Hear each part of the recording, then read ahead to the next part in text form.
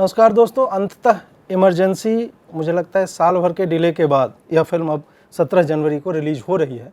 हमारे साथ कंगना जी हैं, जिनसे हम फिल्म निर्देशन, उनके अभिनय को लेकर और थोड़ी बहुत एक आध दो प्रश्न है राजनीति को लेकर के भी होगी। कंगना जी, बहुत बहुत स्वागत है आपका।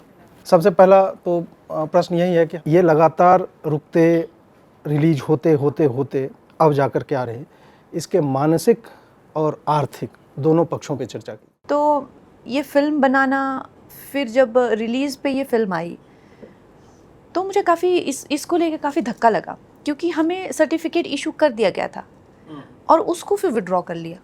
नहीं, फिजिकल कॉपी आपको शायद नहीं मिली थी। हाँ, लेकिन क्या होता है कि जब आपको सर्टिफिकेट मिल जाता है, फिल्म तो सेंसिटिव है, ये तो मुझे भी पता है। इस करके हर हिस्टोरियंस ही हमारे जो है, कई हिस्टोरियन, 4 से 5 हिस्टोरियंस हैं हमारे, और कई तो ऐसे जिनको जेल भी हुई थी उस टाइम पे। तो वाकई बात है कि आप इतनी सेंसिटिव फिल्म बनाने जाएंगे, इतनी इन्वेस्टमेंट होगी आपकी भी चाहे किसी की भी हो, तो आप फूक फूक के तो कदम रखेंगे। तो वो तो था, मेरी पूरी तैयारी थी, इसीलिए मैंने 6 महीना पहले सेंसर में वो जो है वो सबमिट कर दी थी। फिर मैंने अपने स्टूडियो को भी कहा था, आई सेड हमें कोई जल्दी नहीं है रिलीज़ डेट की, एक बार सर्टिफिकेट आए हम तब रिलीज़ डेट देंगे। तो सर्टिफिकेट भी हमें मिल गया। इनफैक्ट उन्होंने जब स्क्रीनिंग की तो बहुत ज़्यादा डॉक्यूमेंटेशन मांगी, ये कहाँ से वो कहाँ से, यहाँ तक कि मुझे इतनी हैरानी है, इतने फेमस चीज़ें हैं उनकी भी हमें कितने प्रूफ देने पड़े। पर खैर एनीवे, हम लोग उस एक्सरसाइज से निकले, फिर हमें सर्टिफिकेट मिल गया। तो उसको करके हमने फिर रिलीज़ डेट अनाउंस की और कॉपी का आजकल उन्होंने शुरू किया। फिर फाइनली जो हुआ कि लास्ट मिनट पे आके 3-4 दिन पहले, रिलीज़ से पहले हमें बोला गया कि अब आपको नहीं मिलेगा। तो आपको तो पता है मार्केटिंग का पूरा रहता है। फिर उसके बाद में ये भी कोई हमें निर्धारित नहीं था कि अब नहीं तो कब हम आएंगे। तो इस तरह का जो है एक मानसिक पीड़ा से जाना, इस तरह की एक आर्थिक स्थिति से जाना, और कहीं ना कहीं मुझे लगता है कि एक हंसी का पात्र भी बन जाते हैं कि एक फिल्म बनाने चले संविधान पे और इन्हें कोई सपोर्ट ही नहीं मिले। हाँ, अब व्यक्ति की स्वतंत्रता कहाँ है फिर इस तरह से। मतलब 6 सितंबर जो डेट था, वो हम लोग भी देखते हैं तो हमें पता है कि 6 सितंबर का डेट, उसके अगले 2 वीक कोई भी बड़ी फिल्म नहीं थी, तो फाइनेंशियली भी और ब्रीदिंग स्पेस जो है आपकी फिल्म को मिलता। तो वो तो मैं समझ सकता हूँ कि एज ए प्रोड्यूसर उसमें आपका कितना उसमें क्षति हुई, मेंटली आदमी कितना टॉर्चर होता है। थलाई भी जब आई तो हमने आपका बॉडी ट्रांसफॉर्मेशन देखा, और आपका जॉब ही यही है, बॉडी ट्रांसफॉर्मेशन होगा, कभी स्पीच का, कभी अलग अलग तरह से होता है। इस फिल्म के जो हमने ट्रेलर देखे या फर्स्ट लुक देखा है, तो स्पीच इंटोनेशंस जो हैं आपके, चाहे पिच को एडजस्ट करना हो, ये सारा महीन काम वो दिख रहा है ट्रेलर में ही। इसके लिए मतलब प्रिपरेशन क्या, आपने बहुत सारे वीडियोस देखे और वहाँ से उनके ये सब उठाए, थोड़ा उसके बारे में बताइए। बहुत सारे वीडियोस देखे, और मिसेस गांधी को ऐसे भी बहुत पसंद था मीडिया में रहना, और उनकी बहुत, जैसे आप हम शास्त्री जी पे भी, उस टाइम के सारे लीडर्स पे हम रिसर्च कर रहे थे, उनका इतना मटेरियल मिलता नहीं है। मिसेस गांधी लव्ड, इनफैक्ट जो उन्होंने वॉर भी किया वो पूरा टेलीकास्ट होता था वॉर का दूरदर्शन पे भी, और आता था कि ऐसे ऐसे करके, वो वॉर रूम में भी उनके पीछे कैमरा रहता था हमेशा। तो उनको मीडिया में रहना बहुत पसंद था, तो उसके करके हमारा ये फ़ायदा हुआ कि हमारे पास उनकी बहुत फुटेज, बहुत इंटरव्यूज़, और उनकी बॉडी लैंग्वेज, बात करने का तरीका, हर इवेंट की जो है हम प्रॉपर रिक्रिएशन ऑफ कॉस्ट्यूम्स हम कर सके, क्योंकि वो हर इवेंट की बहुत फ़ोटो देती थी।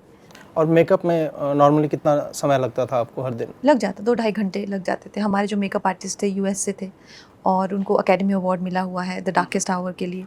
तो बहुत बारीक, बहुत महीन काम, आपने देखा होगा, नहीं तो प्रोस्थेटिक वो पूरा छिलका सा, पूरा प्लास्टिक का दिखता है, लेकिन हमारी फिल्म में आप पता नहीं कर सकते, वो एक्सप्रेशन के साथ में नोज़ और ये आँख पूरा सब वो हिलना, हाँ, वो बड़ा बारीक काम होता है। वो लोग तो हम पे लगाने को उनको 1.5-2 घंटे लगते होंगे, लेकिन वो खुद 3-4 बजे उठ के वो सब बनाते थे हाथ से, जैसे एक सुनार कैसे बनाएगा वैसे बहुत प्यार से बनाते थे। इंदिरा गांधी जैसे पर्सनालिटी पे फिल्म लिखना और बनाना, ये almost out of bounds type का सब्जेक्ट रहा है। आपने भी कहा ही, एक फिल्म आंधी आई थी, हल्का सा उसमें जो है आप कह सकते हैं कि रिलेटेड थी, या किस्सा कुर्सी का जिसका आप जिक्र जो है बार बार करती हैं। तो आपने जो है मतलब मेंटली, क्या ये सब्जेक्ट इतना इंटरेस्टिंग था, इस कारण आपने सोचा कि इस पे मुझे काम करना ही है? मिसेस गांधी मुझे कभी पसंद नहीं थी, एज अ पर्सन। तो मैंने कभी सोचा नहीं कि मैं मिसेस गांधी पे फिल्म बनाऊँ। मेरी उनको लेके एक बड़ी सुपरफिशियल सी धारणा थी, जैसे आजकल के हमारी सारी पीढ़ी की यही धारणा है, एक दो चीज़ें खाली हम जानते हैं, उसके बाद हम डेप्थ में नहीं जानते हैं, क्योंकि हाँ, हमने वो समय जिया नहीं। हाँ, और उनको लेकर जो है एक जैसे आपने कहा आंधी टाइप फिल्म जैसे आना, एक वुमन को जब होता है ना तो उनको बस लव स्टोरीज तक सीमित किया जाता है, या उनके जो जितने भी स्कैंडल्स हैं वो उनकी पर्सनल लाइफ को लेके, चाहे वो उनके फादर के पीएस रहे हो, चाहे वो उनके योगा टीचर रहे हों, चाहे वो मतलब आपको ये सब इन्फॉर्मेशन बहुत मिल जाएगी कि उनके कितने अफेयर्स थे या सपोज्ड अफेयर्स थे या क्या था क्या नहीं। तो मुझे ये बात बड़ी खलती थी कि यार मतलब वो प्राइम मिनिस्टर रह चुकी हैं, तो ऐसा क्या, मतलब we only know a woman in that context only, और कोई उसका कॉन्टेक्स्ट ही नहीं होगा। पर फिर भी मेरा मन ये नहीं था कि मैं मिसेस गांधी प्ले करूं। फिर मैंने उनकी एक ऑटोबायोग्राफी पढ़ी बाय पुपुल जैकर। तो पुपुल जैकर को उन्होंने कहा कि आप जो है मेरी ऑटोबायोग्राफी लिखो। तो पुपुल उनकी बड़ी अच्छी मित्र थी, और वो खुद भी कैबिनेट में मिनिस्टर रह चुकी थी उनके टाइम पे, टेक्सटाइल की कुछ ऐसी बड़ी एक बुद्धिजीवी थी। तो बुलबुल ने उनको कहा कि मैं नहीं लिखूंगी तुम्हारी, बिकॉज तुम अपने बारे में सच सुन नहीं पाओगी। तो उन्होंने कहा मैं तुम्हारे साथ, वो रोज़ उनके साथ सेशन रिकॉर्ड करती थी, कहते जब जब तुम्हें ठीक लगे तब तुम लिख देना। तो फिर जब इनका देहांत हो गया मिसेस गांधी का, तो पुपुल जैकर ने उसकी बायोपिक लिखी, और वो राजीव गांधी जी ने जो है वो लॉन्च की।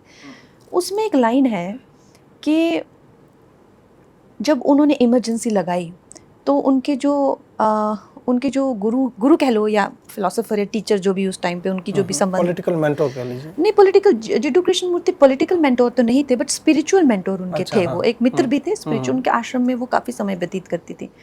तो उन्होंने उनको कहा कि इंदिरा, ये इमरजेंसी तो तुम्हें रद्द करनी चाहिए।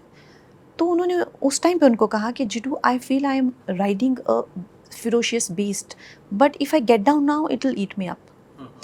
तो इस बात को लेके मुझे इतनी ज़्यादा रुचि हो गई उनके किरदार में कि यार एक्चुअली हम लोग किसी भी इंसान को ना बड़े सरफेस पे देखते हैं, कि एक इंसान को इमरजेंसी को उन्होंने जिस तरह से बयान किया अपनी मनोदशा से कि उनके लिए इमरजेंसी क्या थी। फिर मेरे को इमरजेंसी में एज अ सिनेमैटिक रुचि हुई, नॉट एज अ पॉलिटिकल रुचि, सिनेमैटिक रुचि हुई कि मैं इस दहशी दरिंदे पे सवार तो हूँ, पर उतरूँ कैसे, वो मेरे को समझ नहीं आ रहा। तो ये मैंने कहा ये तो this is like a Shakespearean tragedy. आप सत्ता की भूख पे पहुँच तो जाते हैं, सत्ता मतलब उस थ्रोन पे, लेकिन फिर वो जो खंजर है उसका क्या करेंगे, वो जो आपके सर पे घूम रहा है, लाइक मैकबेथ। फिर मेरे साथ वैसा हो गया, मुझे ऐसा लगा जैसे जैसे I have to make this, Mrs Gandhi is telling me everything about her life and I have to make it. I got sucked into it in such a bad way that I lost the clarity of my own political inclination. Because जब आप बह जाते हैं, आप it is beyond politics, art is beyond politics, art is beyond likes and dislikes, so I think I just got swayed and carried away, and that is the purpose of doing something, but I enjoyed it a lot. For all the sufferings, for all the things that I have faced, I enjoyed it very much. कहीं white washing तो नहीं हो जाएगी इंदिरा गांधी की इस film में? कोई washing है ही नहीं, ये कोई लॉन्ड्री मशीन तो है नहीं जो मैं सबको वॉश करूं या वाइट वॉश या ब्लैक वॉश करूं। आई थिंक एक जो मैंने आपको पहले भी कहा इसके शुरू होने से पहले, कि एक जो कलाकार होता है ना, उसकी एक ही दायित्व होता है कि उसको कोई परसेप्शन का पेंट नहीं देना है। It was what it was, for the good और the bad of it, it has to be portrayed what it was. If you ask me that Mrs. Gandhi was a great prime minister, yes, in parts. If you ask me if she was a horrible, the worst thing to have happened to this country, yes, in parts. Black and white कुछ भी नहीं। this is the reality of life. हर कोई इंसान दिव्य नहीं हो सकता, हर कोई इंसान आउट ऑफ वर्ल्ड नहीं हो सकता। तो Mrs Gandhi is a very human character, very human, and probably being myself, as this person who has probably felt in life कि यार मैंने बहुत गलतियाँ और बहुत अच्छे काम भी किए हैं, I think people will identify with her in that way as a story. But ऐसे में I'm not a leftist to diss anybody just because they don't fit in my mold. वही मतलब पूछने का तात्पर्य यही था कि क्या एज एन आर्टिस्ट आप अपने आप को अपनी विचारधारा से डिटैच कर पाते हो?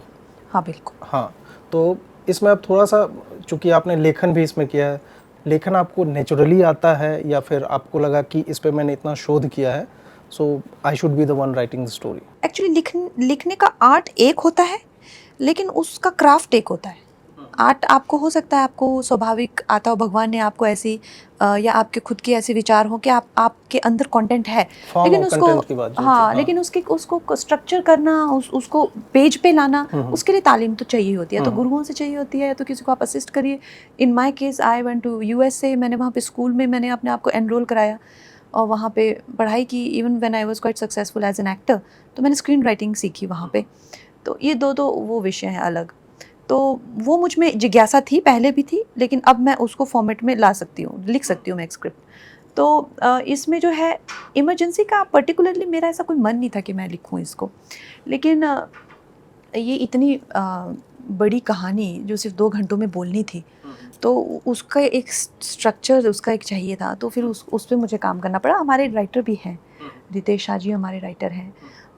फिर उसके साथ में विजेंद्र प्रसाद गारू जी ने जो है मुझे इसमें बड़ा गाइड किया, वो भी हैं। तो राइटिंग का काम तो खैर फिर मैं प्रसूत जी को सुनाई है फिल्म, तो उन्होंने फिर मुझे 1-2 फीडबैक और दिए। तो खैर सहायता तो आप सबसे लेते ही हैं। इसका कितना आपको लाभ मिलता है कि आप हर चीज़ के कंट्रोल में हो, कि आप लिख भी रहे हैं तो you know the story inside out, आप शोध का हिस्सा रही हैं, आप एक्ट भी कर रहे हैं और आप डायरेक्ट भी कर रहे हैं, तो क्या अधिक लिबरेटिंग है आपके लिए, ये कंट्रोल या फिर आपको कोई गाइड कर रहा है या जो दूसरे डायरेक्टर होंगे कि ये आपकी लाइंस है और फिर आप जो है इसको एक्ट आउट करो? दोनों ही हैं, दोनों एक अलग कैपेसिटी में आप उसमें इन्वॉल्व हैं। So when you are in the capacity of an actor और anybody in your crew, it is more like a कि मतलब it's a time to play, complete play.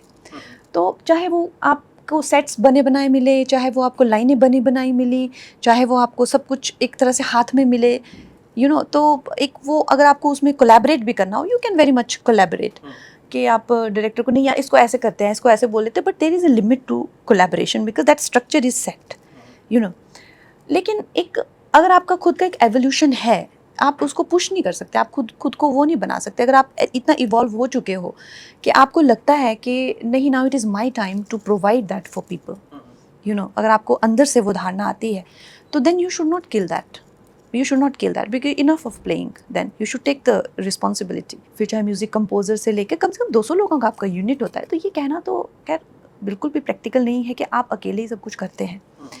आप मे बी राइटिंग और वो कर सकते हैं, directing, but other than that there are so many department, so many HOD, so many actors. सबसे बड़ी बात है कि you have to bring the money to the table, how many people you can convince, not convince. फिर आप अपने घर गिरवी रखो, आप अपने गहने गिरवी रखो, but nobody should know that on the set कि आप you are in that place. तो दोनों का एक अपना सुख है, मैं कहूँगी, है ना, दोनों का एक अपना सुख है।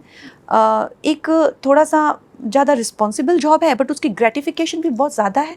ठीक है, आप चुनना नहीं चाहती, मैं थोड़ा सा और बट सोलो सपोर्ट और इसमें अभी देखो टीम का भी हिस्सा होना भी तो नहीं, हाँ ऑब्वियस सी बात है। मैं ये जानना चाह रहा था कि किसी और के द्वारा निर्देशित होना और स्वयं ही आप निर्देशक हैं। You are as good as a director. If you feel कि I can do better than this person behind the camera, this is your time to step out of that frame। तो मतलब ये ऑलमोस्ट आपकी inner calling थी, जैसे आपने को direct किया मणिकर्णिका को, उसके बाद फिर आपको ये आप पहले से इस फिल्म को, इस सब्जेक्ट को लेकर के जब आपने सोचा कि this has cinematic value to it, so you decided at that point in time कि मैं इसे डायरेक्ट भी करूंगी? नहीं, ऐसा कुछ नहीं था। मेरा क्या था कि मेरा जो एवोल्यूशन है एज अ थिंकिंग पर्सन, क्योंकि मैंने कभी अपने आप को एक नॉर्मल हीरोइन से रिलेट नहीं किया। जब भी मैं इन लड़कियों को मिलती थी, आई लैश फ्लटर, ऐसे इतने बड़ी बड़ी हील्स पहन के आना और वो सब, so I used to feel कि no, I am not this person. वो चाहे गुलजार साहब हो, चाहे वो विजेंद्र प्रसाद जी हो, चाहे वो you know, like you feel people and that I want to be like, you know, like not exactly this person, that I want that.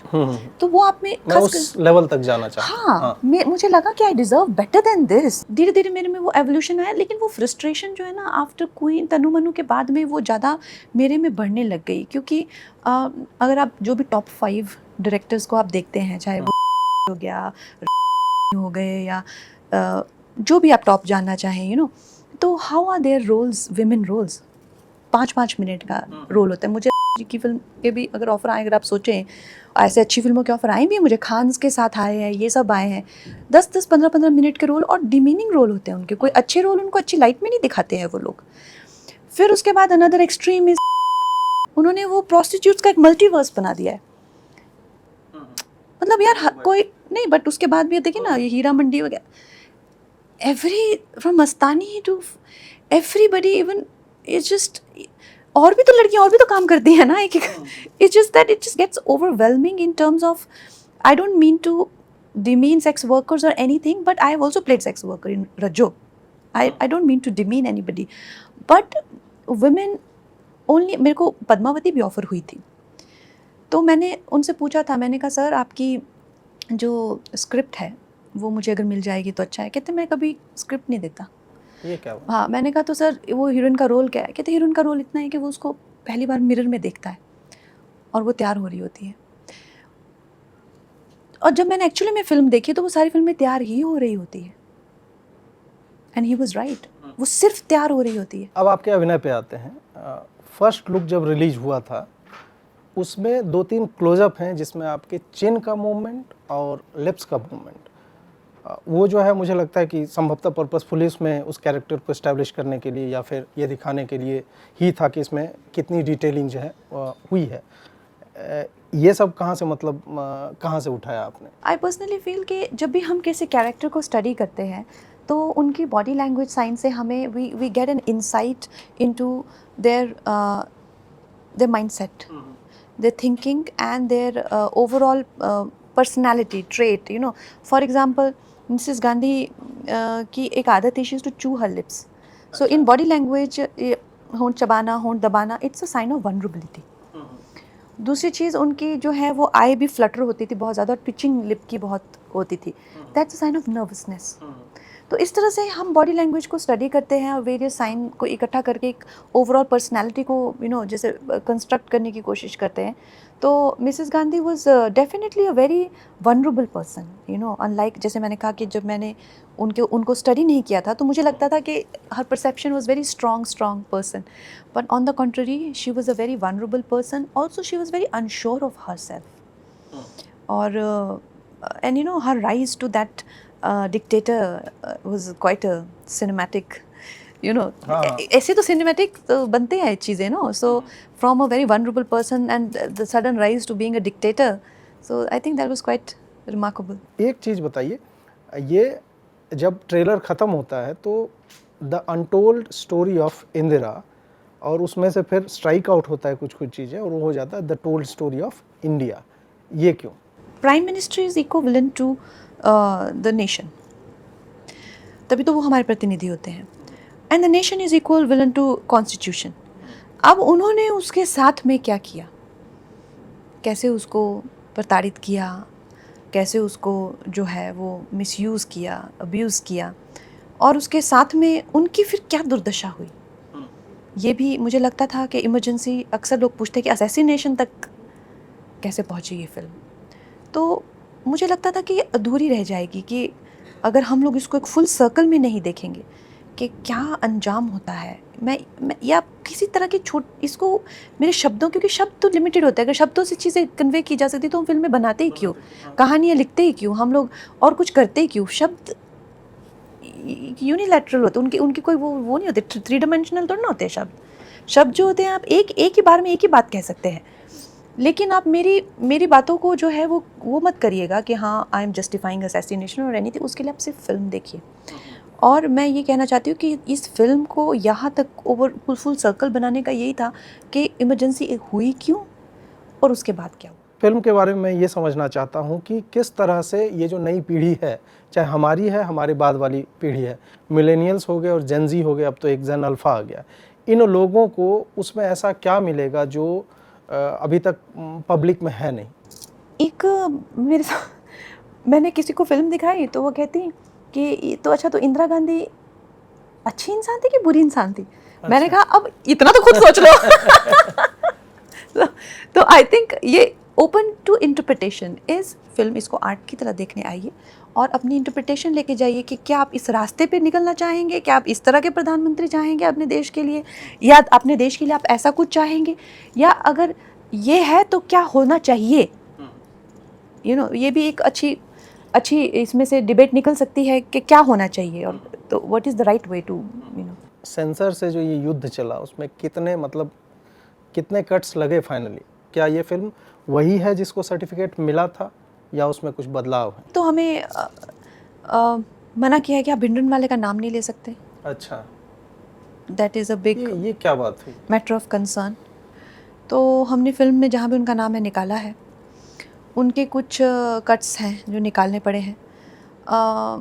जो पंजाब में हिंदुओं के साथ ब्रुटैलिटी हुई थी ब्लू स्टार ऑपरेशन से पहले, उसके कट्स हमको निकालने को कहा है। तो बेसिकली मैंने वही कहा था कि आर दे इनऑथेंटिक और व्हाट इज़ इट। तो उन्होंने कहा कि अब आप समझिए सेंसिटिव इश्यूज़ हैं और आपको अगर इसका सर्टिफिकेट चाहिए तो जैसा बोल रहे हैं वैसा करिए। तो मुझे काफ़ी ये चीज़ को लेकर अजीब लगा, लेकिन आई थिंक जिस तरह से भी ये फ़िल्म बाहर आए और लोगों तक पहुँचे, और सबसे बड़ी बात तो ये है कि उससे मेरी फ़िल्म से कुछ निकलता नहीं है, जाता नहीं है मेरी फिल्म। My film is about Mrs Gandhi and Imogen Singh. तो मैंने वो फिर निकाल दिए वो कट्स, और भिंडरन वाले का भी नाम हमने फिल्म में नहीं रखा है। अंतिम प्रश्न, भविष्य के कुछ प्रोजेक्ट्स आप क्या क्या कर रही हैं अभी? अभी मैं माधवन जी के साथ एक फ़िल्म कर रही हूँ, उसका नाम है लाइट, और एक थ्रिलर फिल्म है, और उसके बाद भी मेरे 2-3 प्रोजेक्ट्स हैं। तो चलिए कंगना जी, फिल्म के लिए शुभकामनाएं। आपने इतना लंबा समय दिया हमें, उसके लिए 17 जनवरी को देखना ना भूलें। बिल्कुल।